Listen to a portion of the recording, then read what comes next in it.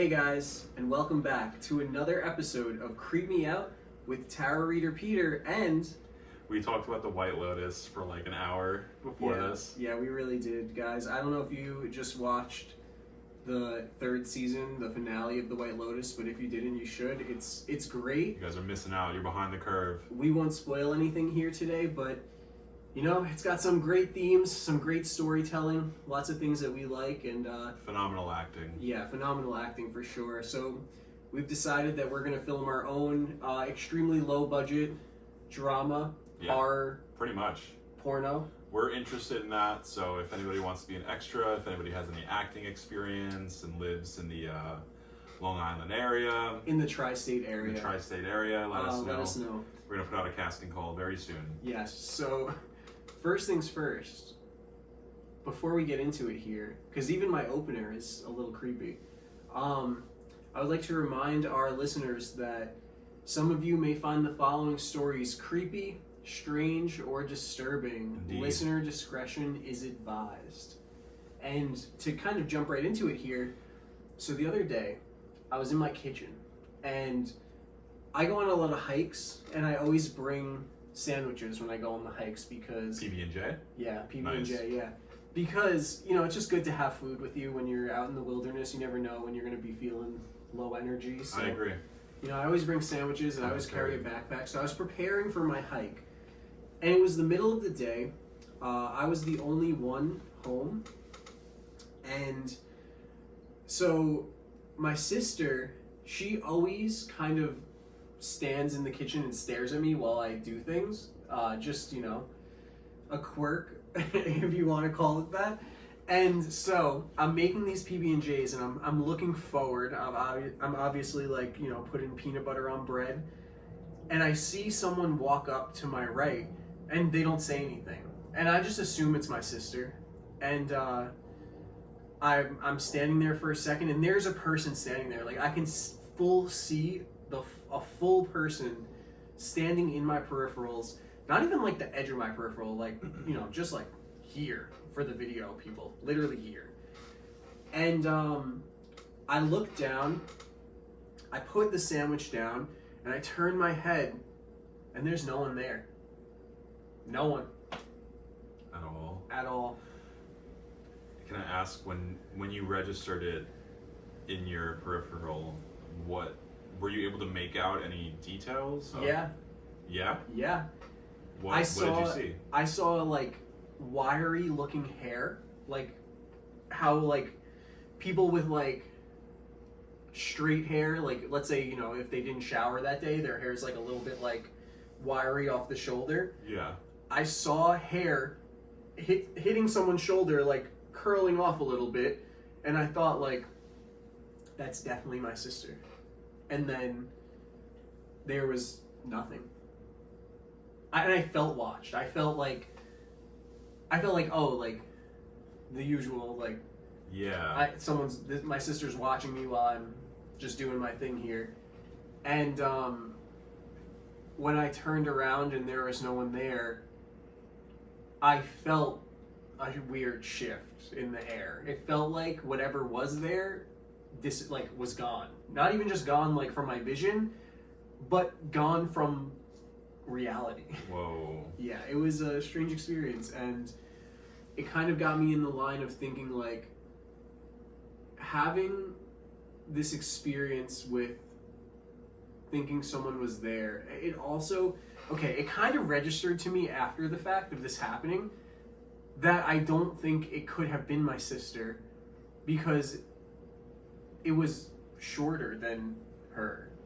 It would have been like the height of like a child. My sister's like 26. Oh, we're talking about Patience? No. My other Patricia. Oh, she's 26 now? Yeah, she's 26. But so That's weird.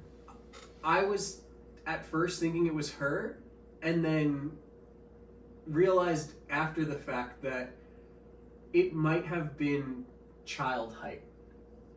Yeah. So that spurred me down a rabbit hole of thinking of creepy stories that have to do with children. Buddy. Yeah.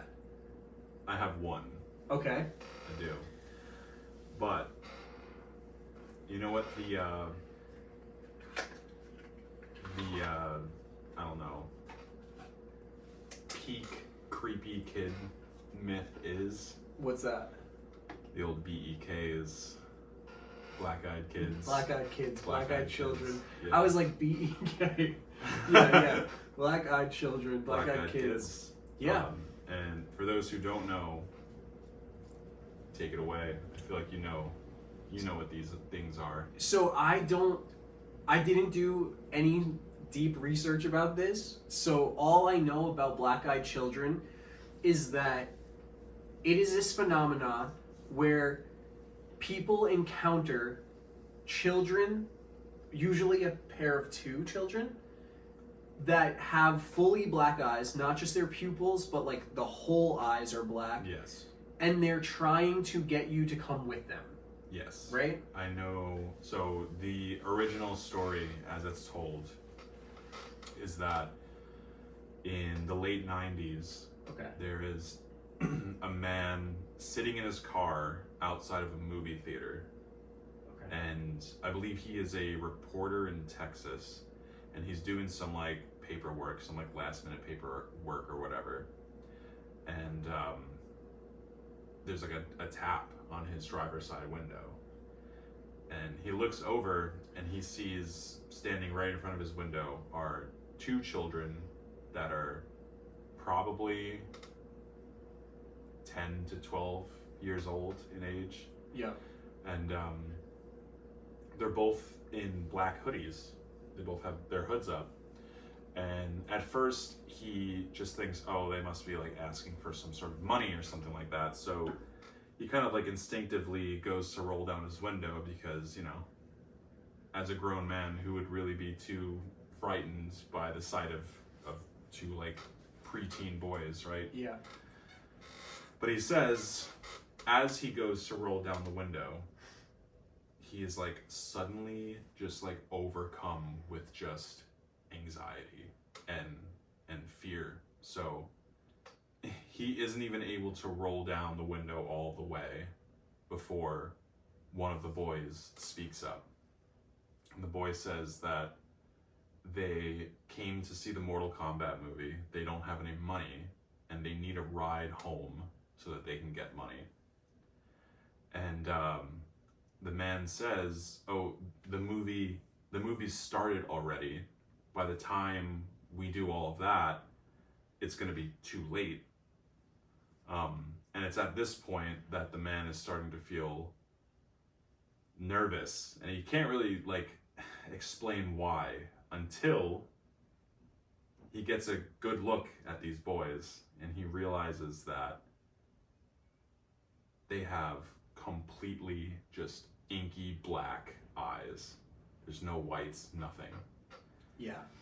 And it registers for him and he just starts to drive. He just puts his car in drive and he drives off. Yeah.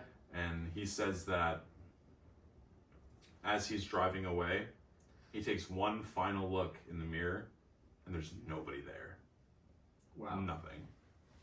I find this specifically creepy because when it comes to like hauntings and like stuff that's like demonic, right? Like people that have studied demonic things, very often in these cases where there's demons or where there are severe hauntings, there's always something that is either having to do with the spirit of a child or portraying itself as the spirit of a child, right? And that's really unsettling to me because I think that is very smart of these entities to play to the human nature of trusting children. Yeah. Yes. Because exactly like you said, like who is going to not put their window down for two young kids in a parking lot? Oh, yeah. Because like that, you immediately assume like they need help. Right. You know? So let me tell you another I'm ready. story. Set the scene for us. A husband and wife Okay. are in bed, and they live in a farmhouse, and there's a full-blown blizzard happening outside. Horrible weather conditions. They're in the middle of nowhere. Yeah. The story goes that in the middle of the night, there's a knock on their door. So the wife gets up and she looks out the peephole of the front door, and she sees standing on her porch a boy and a girl, young again. They're probably like 12 years old. Yeah. And The worst age. and Understood. you know, the wife says, "What are you two doing out here?" And they said that they needed to use their phone so that they could call their parents. And the wife, obviously, being like a nurturing person and understanding the severity of the situation, I guess, just lets these two in, right? So these two Yeah. kids, they come into the house, and they just kind of like, the way she says it is, it's almost like they almost felt like too comfortable in this house that they have never been in before, almost as if they had been there before, if that makes sense. Okay. And these two kids, they just walk into the living room and they just sit on the couch, and they're just sitting there, right? Now it's at this point that the husband is now out of bed and has also joined them in the living room. And while they're figuring out what they're gonna do, the lights just go off. There's like a quick blackout, right?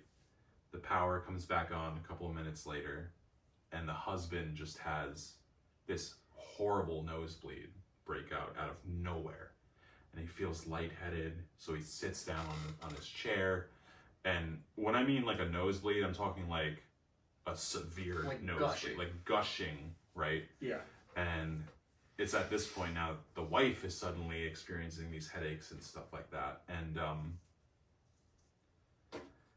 you know, they're just trying to make sense out of it, when all of a sudden the two children stand up from the couch and they look at the husband and wife and they say, "Our parents are here now." And they just turn around and they walk out of the house. And so the wife kind of watches them as they leave, and she says that these two kids walk down the porch, down the driveway, and there's just a black car with two men in suits in the front seats. And these kids just get into the car, and the car just drives off into the night. What? Like, Nosebleed stops. that's... So, the implication there, I mean, that could be a bunch of things, right? Yeah, that's what I was gonna say, is like, what does that even What does that mean? Yeah. In my personal opinion, I always, you know me, I always tend to look at things and like, my mind immediately just goes to, okay, that's like some interdimensional or like possibly alien Mhm. type thing. Yeah. I'm not sure. I think aliens is the wrong term to use here. Yeah. But But maybe, who knows? I Who get what you knows? mean, like, maybe even, like, having to do with, like, psychic warfare type of deal, like, you know, because they, Well- like, MK Ultra type. Dude, that's another Shit. thing. If you look into these cases, a lot of the times you'll hear from the people who experience it. It's almost like they are being compelled by these like children, almost as if they're like interacting with them on like a telepathic level. Yeah, like, they're like, getting in their heads a little Yes. bit. Yeah. Yes. Yeah. It's spooky to think about. It is really spooky to think about, because we all are soft to children. Like, you know, like human Right. beings, like you could think of like the grumpiest old person, probably really lovely to their grandkids, most likely. And You know what I and mean? Do you think that it is because of that's what makes it the perfect kind of disguise? Yeah. Yeah, I do. Which is a very dark implication. Yeah, and So the little bit of research that I did do about this phenomenon, about black-eyed children, black-eyed kids, was I watched a YouTube video of black-eyed kids caught on camera, and a lot of the stuff that was like claimed black-eyed children caught on camera was like children deep in the forest caught on trail camera, like hunting cameras, like just wandering through the woods at like 3 o'clock in the morning, like a 9-year-old. That is so scary, and that leads directly into one of the 2 stories that I had planned for Beautiful. today that have actually happened to me. I love when that happens. I know, and it's so great because it's never planned, Yeah, and it always literally. just works out that way. Just so you guys know, we don't write a script at all. We No. barely even talk about what we're going to talk about for the week. We kind of just send like one text the day before, like, hey, any ideas? And there's like maybe an hour-long like deep briefing before we record an episode on Yeah. how like a structure of an episode is going to play out, basically. Yeah, exactly. And that is it. So That's it. We're just riffing. We're just 2 friends riffing, talking about supernatural stuff. Exactly. And And the White Lotus. the White Lotus. This is now a White Lotus fan theory podcast. Right. Before we get to that, whenever you're ready with your story, Mike, All right. once again set the scene for us. So, this is really weird. I don't have any sort of explanation for it. Besides me, there are 2 other witnesses to this story, which you know I love. I love when there are people that can like back up my claims, Yeah. right? Yep. So this happened in I think the spring of 2019. There was that winter. There was a car accident on a stretch of road that I used to frequent because my best friend lived on this road, and I won't say what it is, but just know that this road in particular is kind of widely considered to be a haunted road. Mm-hmm. And there's actually like, for example, there were over the years a couple of human bodies, like remains, found on this road. It was kind of like, actually anybody who has recently watched the Gilgo Beach documentary that's on Netflix knows what I'm talking about. Yeah. But so there was a car accident on this road that past winter, and it involved 3 teenagers who had just recently got their licenses, and the boy who was driving the car had his friend in the passenger seat, and then a girl in the back seat. I think it was like his girlfriend or something like that. Mm-hmm. And he was driving on this road late at night. Not the best road conditions. I think it maybe might have been raining that day. And something about that road is that it can be, the turns are kind of sharp. Mm-hmm. It can be dangerous to drive, especially if you're going fast and you're not familiar with it. So he ended up losing control of the vehicle, went off the road, crashed into a tree, and both of the passengers lost their lives. Wow. Where he amazingly survived. Yeah.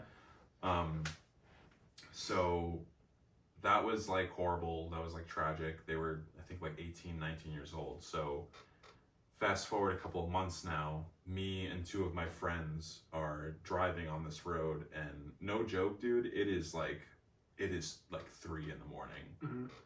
And we would just constantly drive on those roads, especially late at night like that. Like that was just like, you know, there was nobody on them. It was dark, kind of like moody, so it was just a good spot to kind of like drive around, right? Yeah. So we're going down the stretch of road, and there's a bend where the accident took place. And as we come around that bend, you know how there's like, there'll be like a memorial of Yeah. an accident on like the side of the road Where like, people like leave flowers exactly. or like photos that are laminated or yeah. So this bend had that for the 2 that lost their lives there. And as we were going around the bend, we realize that sitting right next to this memorial is just this like pale-faced girl with black hair, and she's wearing a hoodie. She has the hoodie up over her head, and she's sitting there Indian style with just a bunch of flowers in her hand, just motionless, just sitting there, right? Yeah. We drive past her, and all three of us see this, and we all kind of look at each other and go, was that real? You know, like, was there really somebody sitting in that clearing? So we do a U-turn. We do a U-turn just a couple of feet after passing this, right? And we circle back around, and as we go back across the bend, she's gone.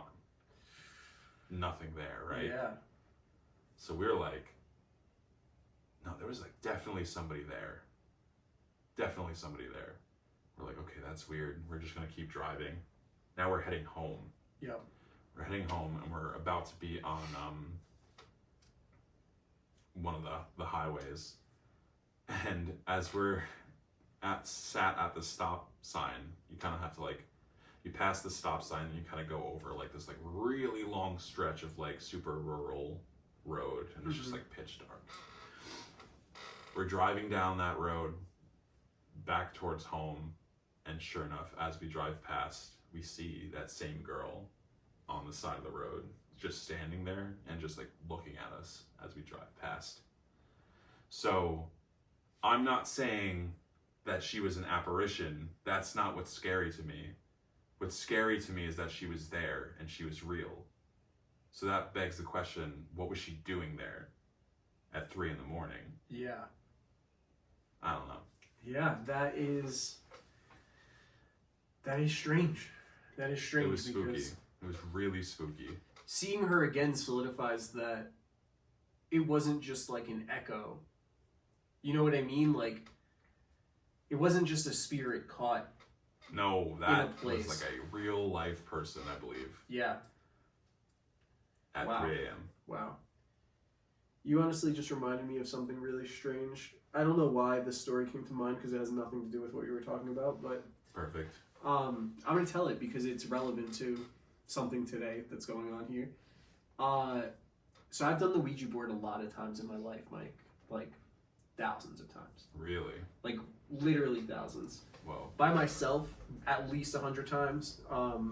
With other people when I was a kid, probably from the time I was like 7 and up. It's just something that I really like doing. And so you reminded me of this story today, but it's because it was fresh in my mind. Because I saw my cousin Lauren like 2 weeks ago, and we were talking about what I got going on in my life right now, and I was telling her about this podcast, and she told me, she's like, oh, I got a story I could tell. And I was like, oh, cool. And then she said, she's like, you could also talk about that time that we did the Ouija board together. And I forgot about this until she said it to me, but that is lighting up. Yeah, it is. So let me set the scene for you. Please. We're at my mom's house, and my cousin's older than me. She's probably like 5 or 6, maybe 7 years older than me.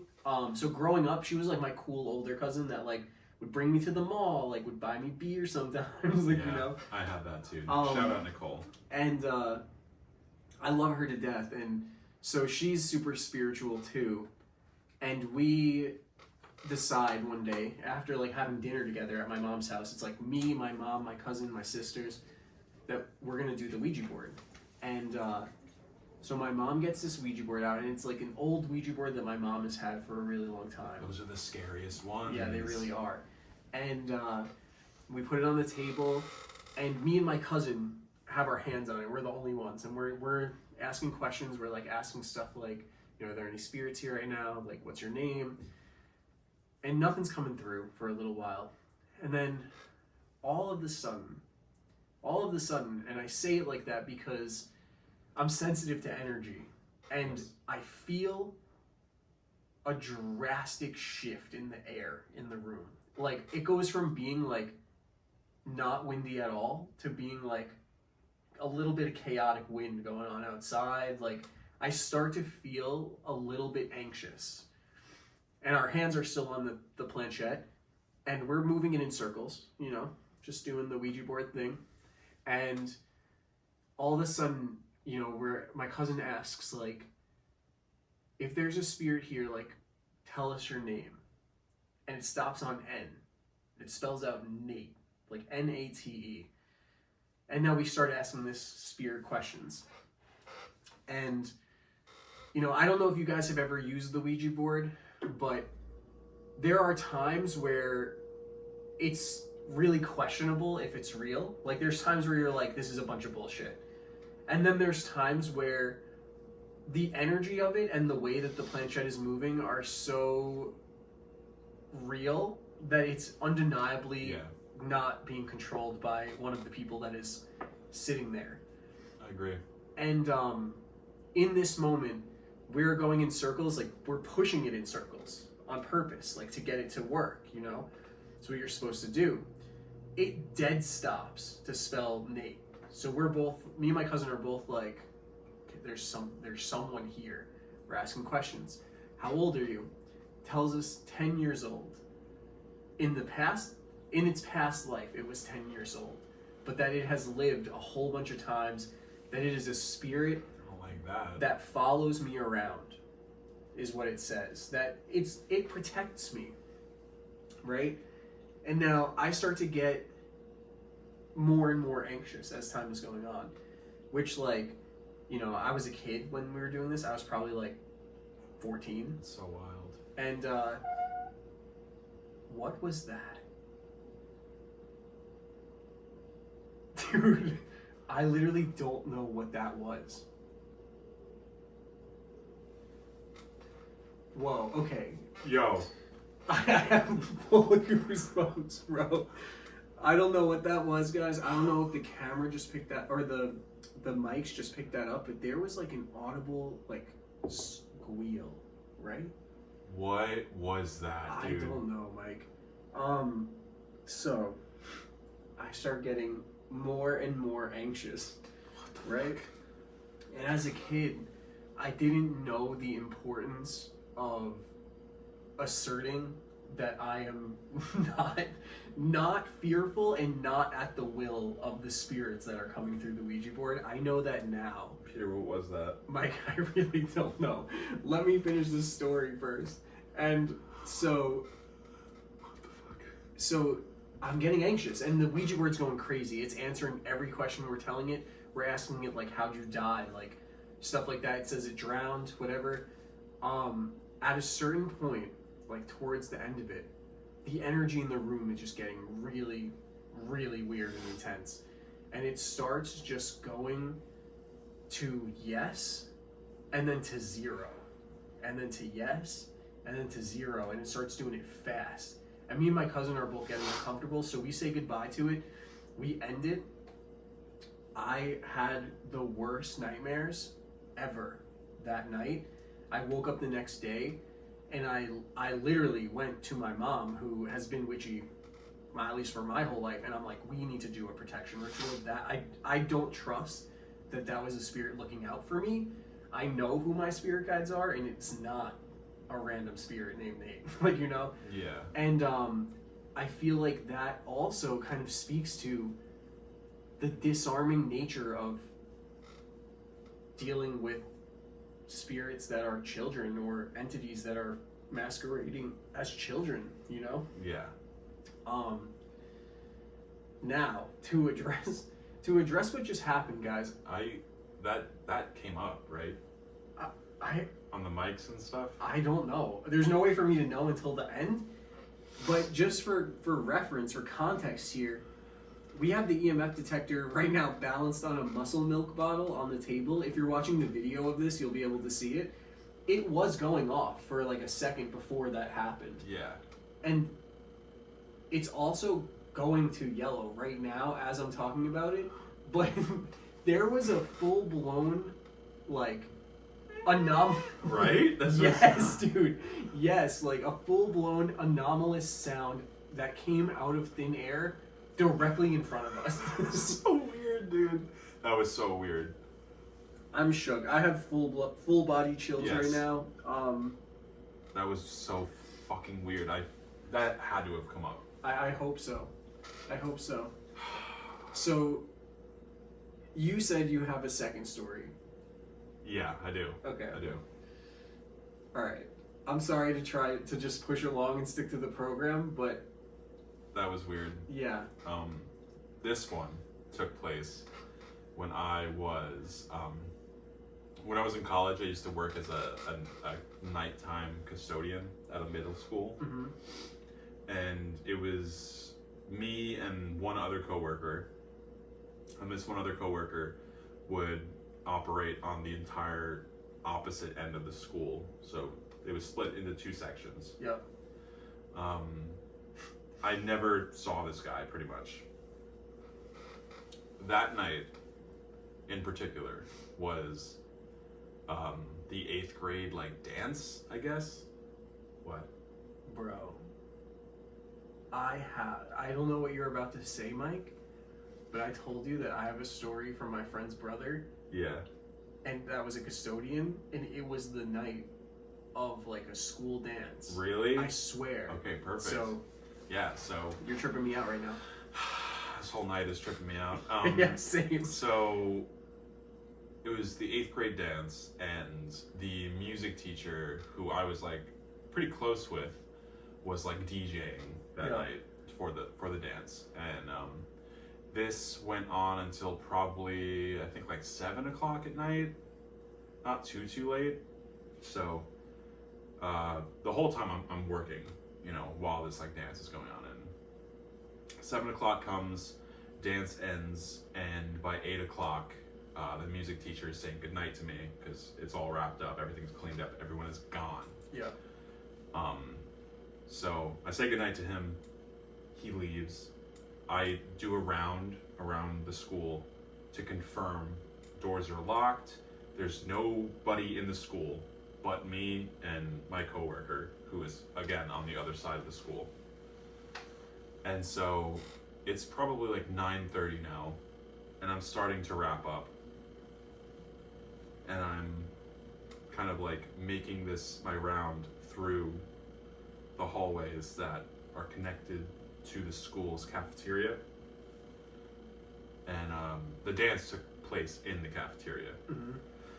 So I'm doing that, and there's a series of lockers that are kind of in this rectangular shaped hallway. Mm-hmm. So I enter this hallway, and I make a round, across this rectangular shape. Mm-hmm. And as I'm coming back to where I started, I look up, and there, standing right in front of me, is a 4-year-old child, just blonde haired, bowl cut, kind of weird clothing, almost I don't know, out of place clothing, Mm-hmm. as in not from what is in style currently. Mm-hmm. And this kid is just standing in the middle of this hall, and he's just looking at me, smiling. And it startled me because I would work with headphones in. So, I kind of jumped. I pull my headphones out, and I say, oh my God, what are you doing here? Because like I said, it's 9:30 at night. And this kid just turns around and just darts down the hallway. So I'm oh my God, I'm responsible for this child's safety now. You know what I mean? Yeah. And so I take off right after this kid. I literally watch this kid make a left and go down this other hallway into where the 8th grade classrooms are, right? I'm right behind him. I make the left, I look down the hallway, nothing. Gone. Every door is locked. Every classroom is locked. Every window is, there is nothing. There is no way. There's nowhere for this kid to even go. He's just gone. And I felt so played with and I don't know. It was the most uncomfortable feeling, and it scared me so much that I actually went across the other side of the school and I found my coworker and I was like, listen, we gotta, this just happened to me and like you and I have to look everywhere now because I know what I saw. Yeah. And there's no way for this kid to have gotten out. So where is he? He's got to still be in here. But we looked up and down that school. Nothing. Just gone. Wow. Yeah. Wait, did you work with any family members there? No, but my father and my brother also worked there. No, but not at the same time. Not they worked together at the same time, but by the time I had worked there, the both of them had already left. Okay. Yeah. But that's my like The reason I ask, creepy kid story. sorry to interject with a random question, that is really strange. And I'm literally on the verge of tears, bro, because I'm questioning my sanity in this moment right now because the story that I brought to tell you, Dude, the air feels weird in here right now. the story that I brought to tell you, Mike, is 90% the same exact story as that. Really? Which is that my friend's little brother was a custodian at a school. It was like the 7th and 8th grade dance. And he was working late, where he would normally only be working like the morning shift or like the day shift. He had to like stay late to clean up after the event. So they're cleaning up after the event and he's on his own and he's wearing headphones in the hallway. And everyone should be gone. I think that he said that buses took everybody home for this specific thing. Like, I don't think like parents drop people off and pick them up. I think it was like so much of a school event that buses brought everybody home. And so he's doing his rounds to make sure everything's locked.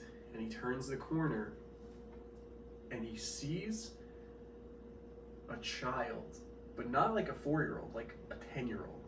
Standing in the middle of the hallway, and he has the thought like, oh god, like one of the kids is still in the school, like now I'm gonna have to find out who his parents are, I'm gonna have to deal with this situation, I'm gonna have to like call the police or something, like, so he starts to think of what he's going to have to do to resolve the problem.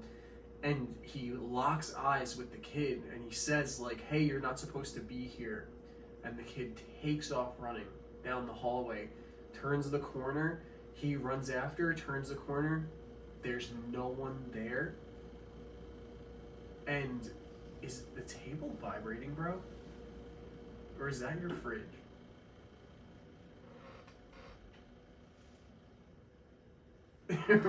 I don't even know. He turns the corner, there's no one there, and every door is locked. Yeah. And he's like, what do I do? Makes no sense, yeah. And so the fact that you just told that story is kind of scary. Yeah. It's kind of scary because we're both tripping right now. I am fully tripping. That thing is solid yellow too. Yeah, I know. The EMF detector is detecting EMF for sure. Yes. So did you have another story today? Do I have another story? I'm officially creeped out. Yeah. I'm like really bothered right now. So guys, welcome to Creep Me Out. We are creeped out today. I hope that you guys, just keep this in mind as you move through your daily life, that you shouldn't trust children.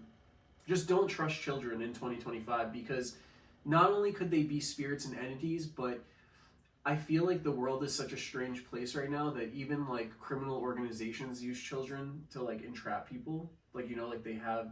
Yeah. Oh dude, my god. For sure. This reminds me of a story. It doesn't have to do with kids, but this is a perfect example, right? Yeah. Late one night, I'm driving with Lorraine and my friend in the back seat. And we're driving down like a pretty busy road.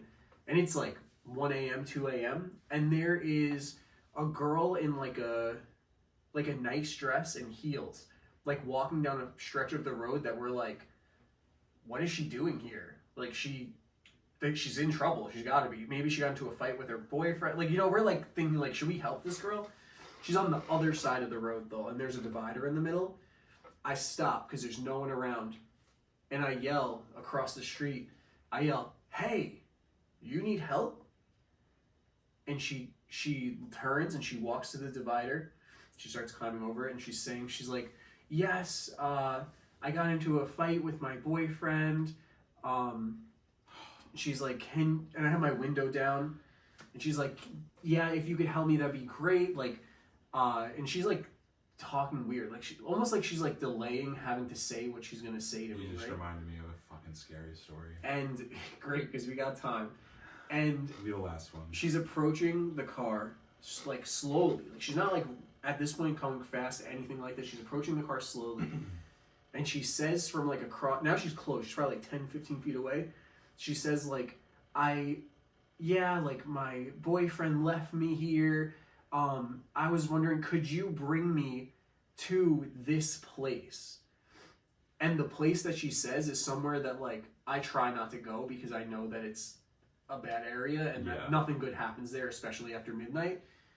And I say, I'm like, no, if you want, I'll call the cops for you and they'll, take you where you need to go. If you want, I'll I'll call a number from my phone and you could talk into it on speaker. Like, I'm not going to hand you my phone. Yeah. And at this point, she runs towards my car and tries to grab my door handle, and I just speed off. I don't know what happened to her, but I feel like... Oh my god, that's so scary. She was trying to set us up. For like an ambush? For an ambush, yeah. Dude, oh my god. You telling me that story reminds me of like legitimately one of the creepiest like interactions I've ever had with a stranger in my entire life. I'm so ready, and I'm so creeped out right now. I'm so bothered right now. But this is scary. This was really freaking scary. So one night, me and my friend's driving, I'm in the passenger seat. Yeah. We're driving because he's dropping me off back at my house in Manor Woods. Okay. Yeah. So this is like the old house, the house that I grew up in, the haunted one. And you know me, I'm always like, Manor Woods is haunted. Yeah. Dropping locations, latitude, longitude. Perfect example tonight, right here. But we're driving and we get to a stop sign, and there's a little hill that you kind of go over once you go past the stop sign, right? Yeah. And it's so late. It's late. It's like 1 a.m. Like past that, just like an odd hour of the night, and we go over this little hill, and right as we do that, we see standing on the side of the road is just this girl, but Peter, she's standing on the sidewalk, and she's like this, perfectly still, and she just has her arm like this and this kind of like glazed look. So my friend and I look at each other, and we're just like, in fact, when we saw her, both of us literally went, "Oh my god," because it was just so like jarring, and like scary, right? But it gets worse. So we're like, "Oh my god," like she looks like she needs help. Yeah. So we pull up right next to her, and he puts the car in park. I roll down my window, and I'm like this distance from her, right? Yeah, like 2 feet apart. And I'm like, "Hi, are you okay?" And she's just like, she's not even looking at me, and she just has her hand still out like that, right? And she just like finally addresses me, and she goes, "I'm trying to leave home." And we're like, "What do you mean? It's so late. Like, where do you live? Where are you from?" And you know what she says? She says, "They're coming back for me." And I'm like, "Who?" Yeah. And I look at my friend again, and he's like, we're both just like wide-eyed, right? Yeah. And you know what she says? She says, "You shouldn't be here when they come back." We fucking drove right off, man. Oh. We drove right off. I don't care. We were so creeped out in that moment. Like, I don't know. We weren't gonna wait around and find out. Yeah. We just drove off, and I have no idea what happened to her. I genuinely feel like the theme of this episode started off as black-eyed children and very quickly became why you should not trust strangers. Because you know why? Why? Because the world is a scary place, Mike, Yeah. and we feed into it. What the fuck What was was that? that? We need Please to go see. back. What the fuck was that? I was paying attention to the time, so I know. Oh, you were? Yeah, Amazing. I know about where it is. Yo, that shit was crazy. It's somewhere over here. Dude, I literally so wild. And probably like, I was a kid. No, is it right there? So I was probably like 14. So wild. And there's no sound wave. And What the fuck was that, bro? Listen for words. 14. So wild. And it almost sounds like hello, like almost like a. And Hold on, go back. 14. So wild. And do you hear what I'm saying? Like it Yes. almost sounds like a hello, like. What the fuck was that, Peter? Dude. Look in the video. Yeah, that's what we need to do.